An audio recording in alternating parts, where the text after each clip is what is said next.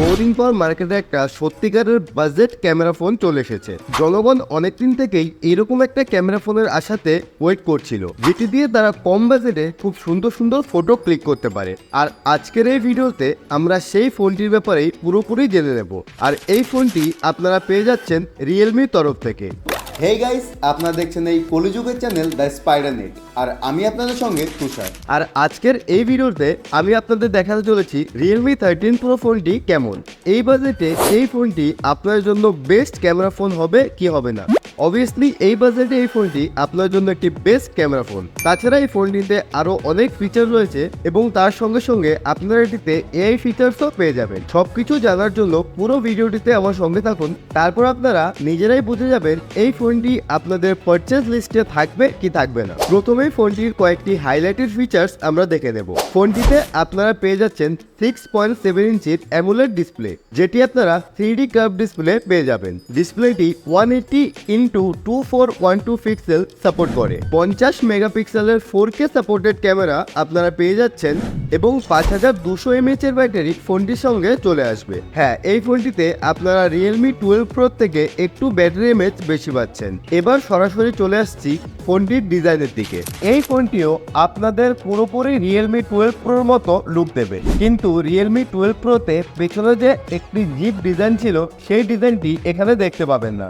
এবং রিয়েলমি 12 প্রোতে এখানে leather finish ছিল, কিন্তু এটিতে আপনারা গ্লাস ফিনিশ দেখতে পাবেন। ফোনটির বটম সাইড মানে নিচের দিকে দেখলে আপনারা একটি স্পিকার গ্রিল, একটি USB-C টাইপ চার্জিং পোর্ট এবং সিম ট্রে দেখতে পাবেন। ফোনটির ডান দিকে নজর দিলে আপনারা একটি ভলিউম রকার বাটন এবং একটি পাওয়ার বাটন দেখতে পাবেন। ওপর দিকে দেওয়া হয়েছে আরেকটি স্পিকার গ্রিল এবং একটি এক্সট্রা মাইক্রোফোন। ফোনটিতে প্লাস্টিক ফ্রেম ব্যবহার করা হয়েছে এবং পেছনের যে গ্লাসটি রয়েছে সেই গ্লাসটিতে আপনারা প্যান্ডা গ্লাসের সাপোর্ট পেয়ে যাবেন এবং ডিসপ্লেতে দেওয়া হয়েছে গরিলা গ্লাস 7i এর প্রোটেকশন।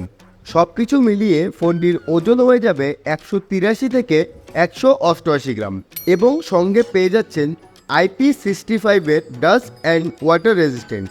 হ্যাঁ, এই ফোনটিতে IP65 প্রোভাইড করা হয়েছে।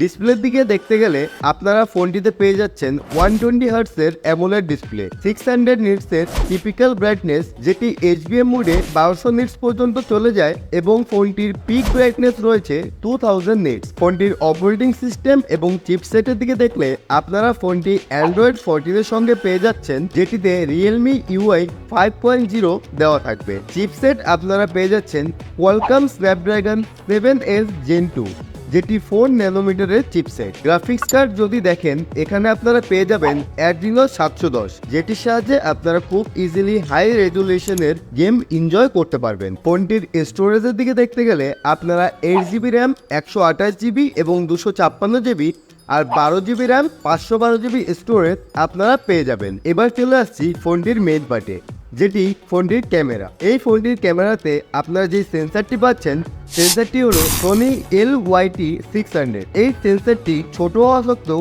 খুব দুর্দান্ত ফটো তুলতে সক্ষম, আর এই কারণেই এই ফোনটির ক্যামেরা এত ভালো। এখানে আপনারা পেয়ে যাচ্ছেন 50 মেগাপিক্সেলের ওয়াইড অ্যাঙ্গেল ক্যামেরা, যেটি 20x পর্যন্ত ডিজিটাল জুম সাপোর্ট করে। তাছাড়া 8 মেগাপিক্সেলের আলট্রা ওয়াইড এবং 2 মেগাপিক্সেলের মাইক্রো ক্যামেরা। ফোনটিতে আপনারা ব্যাক ক্যামেরাতে 4K 30fps এবং ফ্রন্ট ক্যামেরাতেও 4K 30fps এ রেকর্ড করতে পারবেন। হ্যাঁ, এই ফোনটিতে 4K 60fps এর সাপোর্ট দেওয়া হয়নি। ফোনটির ফ্রন্ট ক্যামেরার দিকে দেখলে আপনারা এখানে 32 মেগাপিক্সেলের একটি ওয়াইড অ্যাঙ্গেল ক্যামেরা পেয়ে যাবেন, আর ফ্রন্ট ক্যামেরাতে ফ্ল্যাশের জন্য আপনাদের স্ক্রিন ফ্ল্যাশের অপশনটি থাকবে। ওভারঅল যদি ক্যামেরা দেখেন তাহলে এই ফোনটির পোর্ট্রেট মোড খুবই অসাধারণ। এই ফোনটি দিয়ে আপনারা যদি কোনো পোর্ট্রেট ফটো তোলেন তাহলে সেই পোর্ট্রেট ফটোটিতে খুব সুন্দর এজ ডিটেকশন আপনারা পেয়ে যাবেন। সাউন্ডের জন্য আপনারা ডুয়েল স্পিকার পেয়ে যাচ্ছেন, যেটি স্টিরিও স্পিকার, আর এটিতে 45 ওয়াটের সুপার বুক চার্জার সাপোর্ট করে, যেটি আপনারা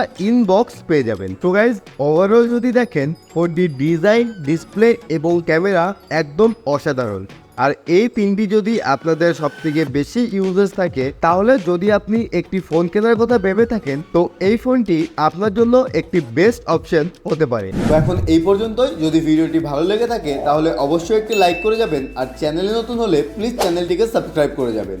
কারণ এই ধরনের ভিডিও আমি খুব কম গ্যাপ দিয়ে এই চ্যানেলে আপলোড করার চেষ্টা করি। দেখা হচ্ছে পরের ভিডিওতে, ততক্ষণ আপনারা এর মধ্যে থেকে যে কোনো একটি ভিডিও দেখে নিতে পারেন।